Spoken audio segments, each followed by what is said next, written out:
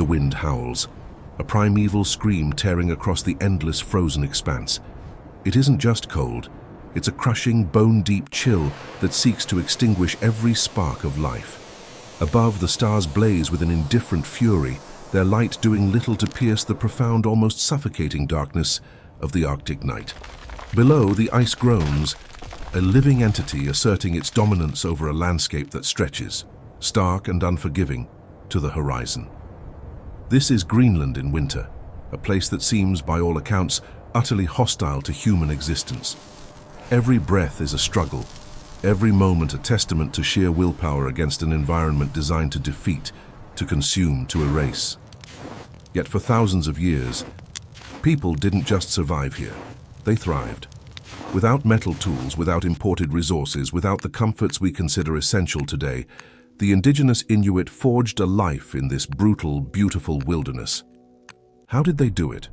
How did humanity not merely cling to survival, but flourish, passing down traditions and knowledge for generations in a place that offers no quarter?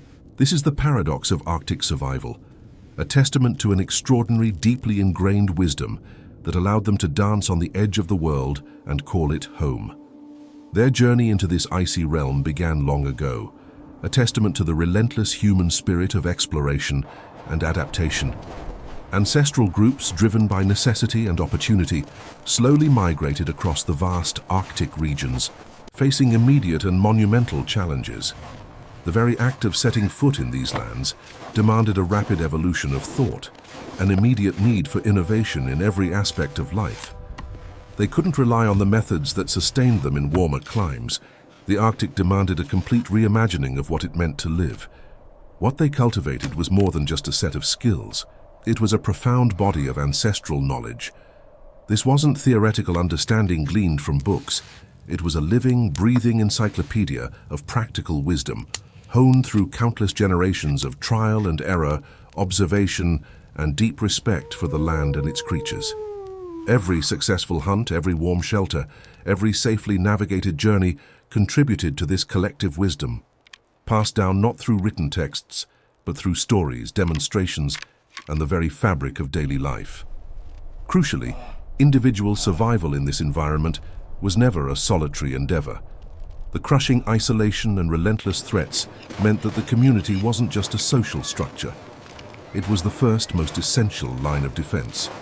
Cooperation, resource sharing, and the collective memory of survival strategies were paramount.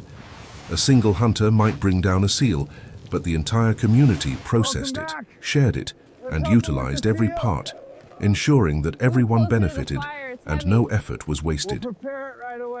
It was a symbiotic relationship between individual ingenuity and collective resilience. As we delve deeper into these remarkable stories of ingenuity and fortitude, we uncover not just historical facts, but profound lessons about human capacity.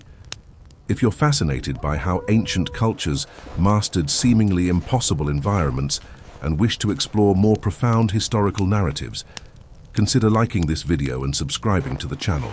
Your support helps us continue to uncover and share these powerful testaments to humanity's enduring spirit and resilience. This is just the beginning of our journey into the incredible world of the Greenlandic Inuit and the secrets they held for not just surviving, but thriving in the unyielding north. The core of their survival lay in mastering the elements, transforming the frozen world from an adversary into a resource. When the fierce Arctic winds howled and temperatures plummeted, the Inuit retreated into shelters born of pure genius. The igloo, often romanticized, was a marvel of engineering. Constructed from compacted snow in a spiral pattern, its dome-like structure was incredibly strong. The snow, a natural insulator, trapped air, keeping the interior surprisingly warm, often above freezing, even when outside temperatures plunged to 50 degrees Celsius. A small entrance tunnel and a vent for smoke completed a design that could be built rapidly in an emergency, offering immediate refuge from a sudden blizzard. For more permanent winter dwellings, especially in areas with less consistent snow cover, the Inuit built semi-subterranean sod houses. These were constructed using frameworks of whalebone or driftwood, covered with layers of turf, earth, and sometimes stone. The earth provided exceptional insulation, while the partially buried structure offered stability against the relentless winds. These homes were often communal, fostering warmth not just from their design, but from the shared body heat of a family or small group. Equally critical was their mastery of Arctic attire. Forget synthetic fabrics, the Inuit fashioned clothing from the very creatures that shared their icy domain. Seal skin, caribou hide, polar bear fur and Arctic fox were not just materials, they were life-saving technologies. Seal skin, meticulously prepared and treated, became waterproof outer layers, while caribou hide with its hollow hairs provided unparalleled insulation for inner garments. Polar bear fur was reserved for the most extreme cold, its dense undercoat and long guard hairs creating an impenetrable barrier. The secret wasn't just the materials, but the method, layering. A typical outfit involved 2 layers. An inner layer with the fur facing inward for warmth, and an outer layer with the fur facing outward for protection against wind and snow. The air trapped between these layers acted as a crucial insulator. Specialized gear like kamiks, waterproof boots often made from seal skin, and mittens lined with fur protected extremities, while ingeniously designed hoods shielded faces from frostbite.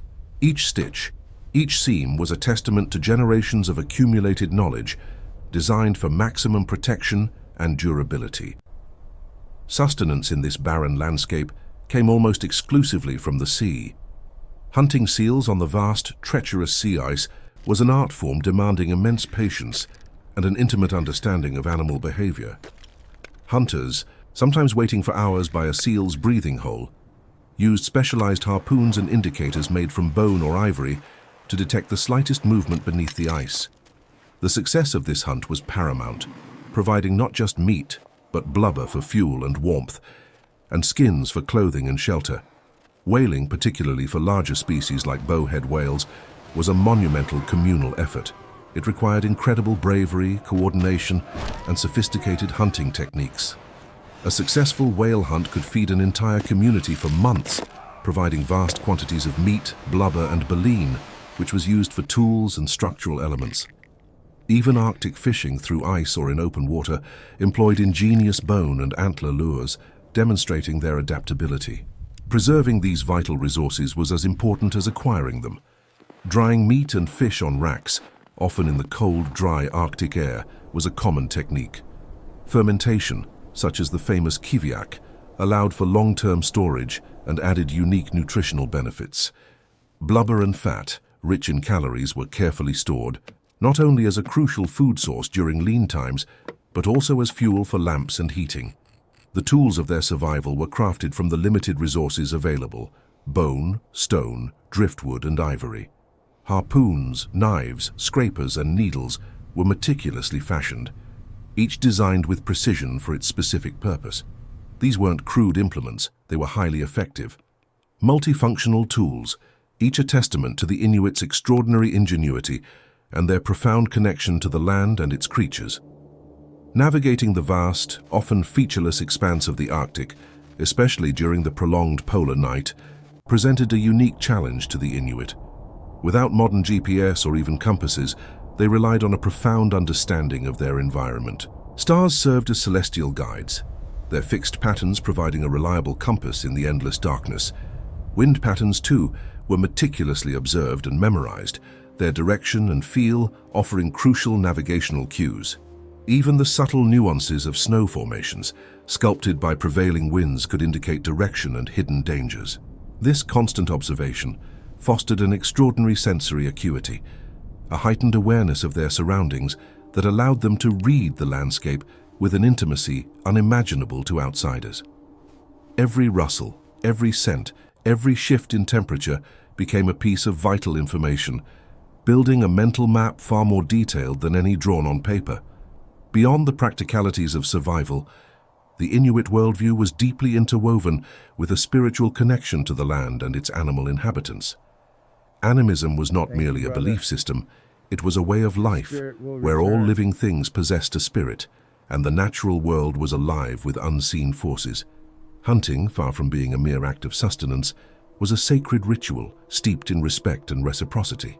Animals were seen as gifts, their sacrifice honored through specific ceremonies and practices, Spirits are with us. ensuring their spirits would return They have and heard continue your to plea. provide for the people.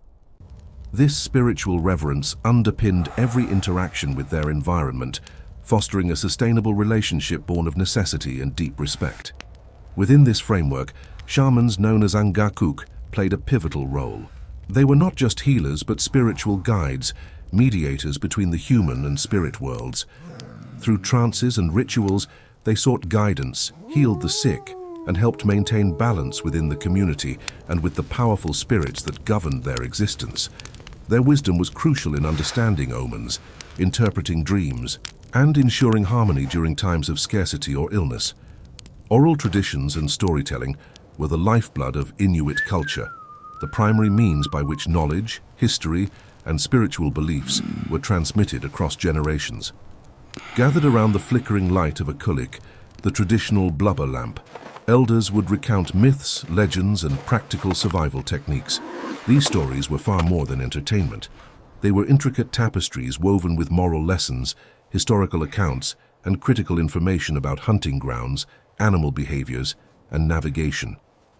Passed down with meticulous accuracy, they reinforced cultural identity, instilled values, and ensured that the accumulated wisdom of centuries was never lost, strengthening the collective memory that was so vital for survival.